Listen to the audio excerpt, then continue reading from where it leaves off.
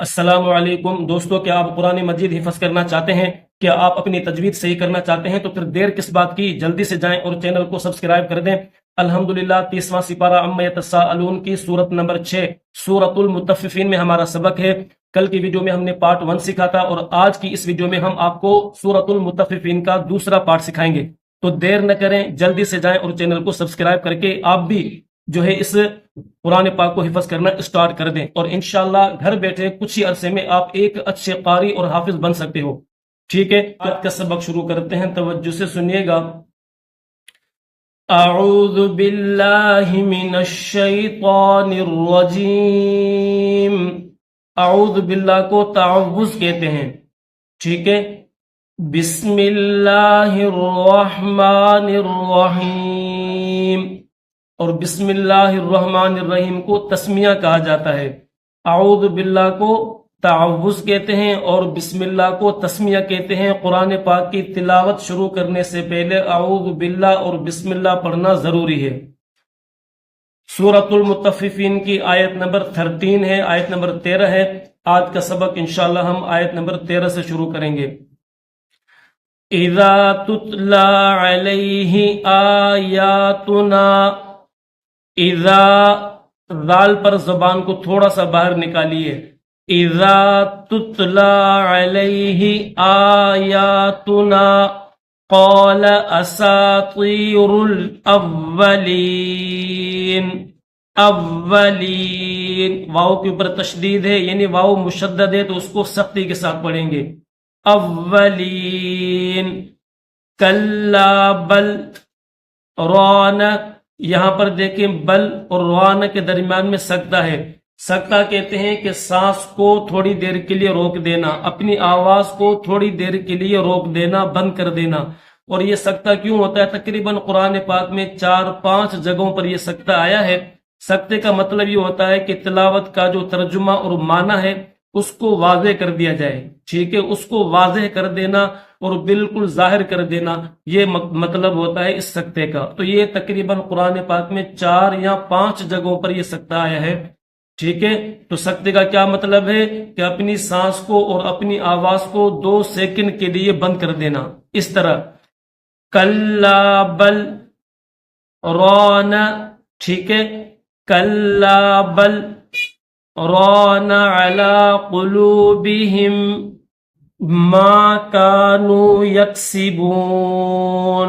میم کے اوپر تشدید ہے تو میم کو بھی جو قلوبہم میں جو میم ہے نا، ہاں کے بعد میم، اس میم کو اس میم مشدد کے ساتھ ملائیں گے۔ قلوبہم ما کانوا یکسبون، نون کے اوپر زبر ہے لیکن جب یہاں پر وقف کریں گے تو نون کو ساکن پڑھیں گے۔ یکسبون کلا انہم عن ربہم، عین کے بعد نون ساکن ہے اور را مشدد ہے، تو یاد رکھنا اس میں یہ جو نون ساکن ہے یہ سائلنٹ ہے، ٹھیک ہے، اس نون کو نہیں پڑھیں گے، یعنی یہ نون سائلنٹ ہو جائے گا، عین کو را کے ساتھ ملائیں گے۔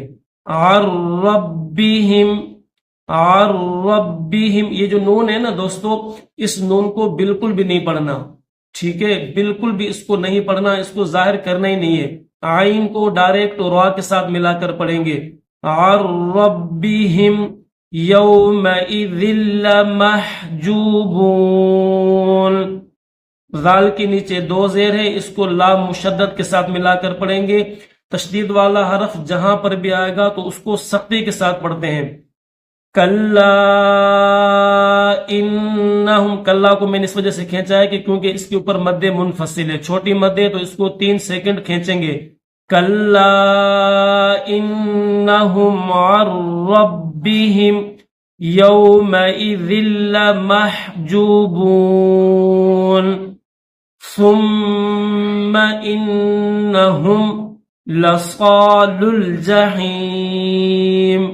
لصال، ٹھیک ہے، ایک یہ لام ہے اس کے اوپر پیش ہے، پھر یہ واو ہے، پھر 2 الف ہیں، اس واو کو اور دونوں الفوں کو آپ چھوڑ دیں۔ یہ جو لام ہے نا جس کے اوپر پیش ہے اس کو اس لام کے ساتھ ملا دیں، جس لام کے اوپر جزم لام ساکن، لام پیش والے لام کو لام ساکن کے ساتھ ملا دیں گے۔ لصال الجحیم، ثم انہم لصال الجحیم. ٹھیک ہے، یہ جو میم ہے اس میم کے نیچے زیر ہے، لیکن جب ہم یہاں پر وقف کریں گے تو میم کو ساکن پڑھیں گے. جحیم. ثم يقال هذا الذي، یہ جو ذال ہے اس ذال کو لام مشدد کے ساتھ ملائیں گے. هذا الذي كنتم به تكذبون. ثم يقال هذا الذي كنتم به تكذبون. ٹھیک ہے دوستو. کلا ان کتاب الابرار لفی علیین. عین کے بعد دو حروف ہیں، دونوں مشدد ہے. لام مشدد ہے، ٹھیک ہے، اس کے اوپر تشدید ہے، نیچے زیر ہے. اس کے بعد پھر یا مشدد ہے اور اس کے نیچے بھی زیر ہے. تو عین کو لام کے ساتھ ملائیں گے، یعنی لام مشدد کے ساتھ، اور لام مشدد کو یا مشدد کے ساتھ ملا کر پڑھیں گے. کیسے؟ عین لام زیر عل، لام یا زیر لی، علی، یا زیر یی، علی، نون زبر نہ. ٹھیک ہے، علیین.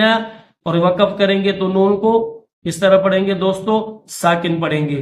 علیین.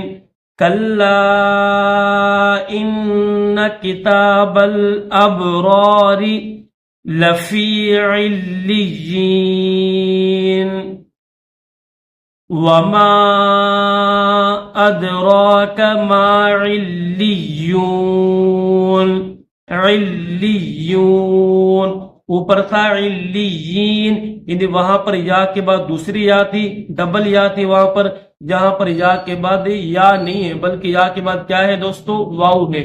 ٹھیک ہے، علیون. وما ادراک ما علیون. کتاب مرقوم. با کے اوپر تنوین، یعنی دو پیش اس با کو میم کے ساتھ ملائیں گے.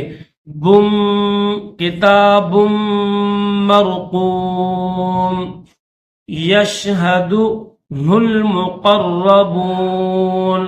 یشہد ہل، یہ جو ہا ہے گول ہا، اس گول ہا کو لام ساکن کے ساتھ ملائیں گے.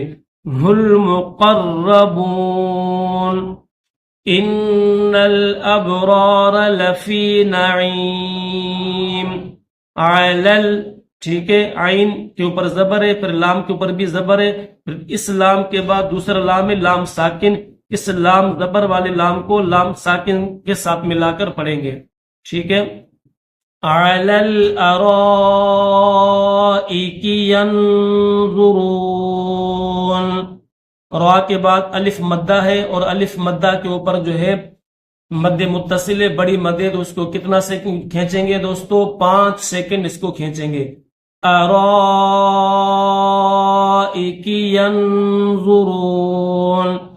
تعرف فی وجوہہم. ٹھیک ہے، 2 فا ہیں اور اس میں 2 ہا ہیں.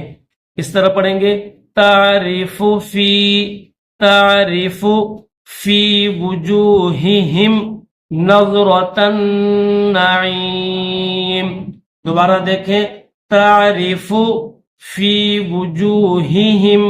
ٹھیک ہے، ہا 2 ہا ڈبل ہا ہے. پہلی جو ہا ہے اس کے نیچے بھی زیر ہے، دوسری جو ہا ہے یہ اس طرح مڑی ہوئی، یہ بھی ہا ہے. اس ہا کو میم ساکن کے ساتھ ملائیں گے. وجوہہم نظرۃ النعیم. اس میم کو ڈائریکٹ را مشدد کے ساتھ ملا کر پڑھیں گے. من رحیق مختوم. قم، قاف کے نیچے 2 زیر ہیں، ٹھیک ہے، یعنی یہ تنوین ہے اور اس تنوین کو میم مشدد کے ساتھ ملائیں گے. قم مختوم.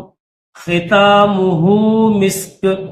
ختامہ گولہا کے اوپر الٹا پیش ہے، تو اس کو 2 سیکنڈ کھینچیں گے. ٹھیک ہے، 1 یا 2 سیکنڈ اس کو کھینچیں گے. ختامہ مسک.